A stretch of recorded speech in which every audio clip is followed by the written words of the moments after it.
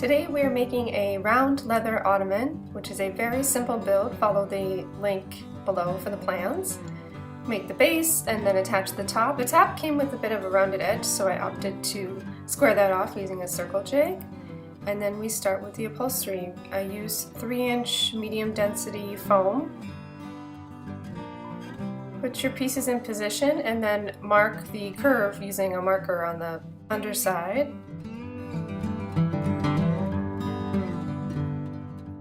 Take a serrated knife to trim off the excess.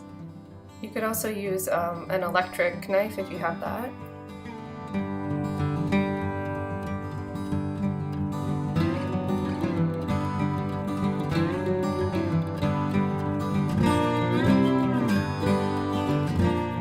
For the next layer, I used 2 layers of batting. It's just quilt batting. You could probably use crib size. And then staple it in position to hold the foam in place. Finally, we are ready for the leather. I used 2 pieces of leather with a seam down the middle for this ottoman. I overlapped the seam by 3/4 of an inch and then sewed 2 top stitch straight seams down the middle. Then you just start stapling the leather in position, again right into the side of the wood top.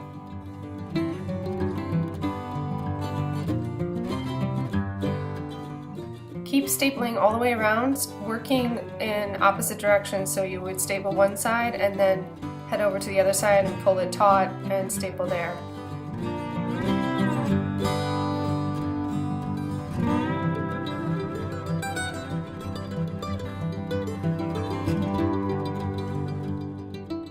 To trim the excess leather and batting, definitely put a fresh blade into your box cutter and then slowly go along the edge, cutting through all the layers because you want a nice, clean edge.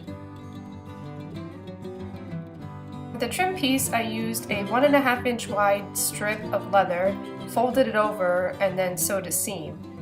And then just started hot gluing it in position.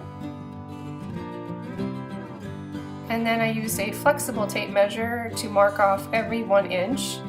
So I know exactly where to place the carpet tacks. Hammer the carpet tacks in snugly all the way around.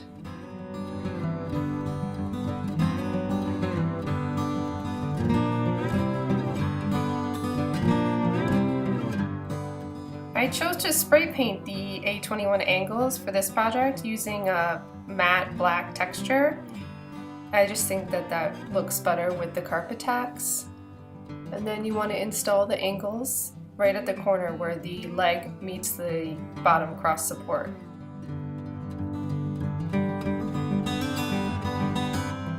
And there you have your round leather ottoman. For details and plans, click the link below.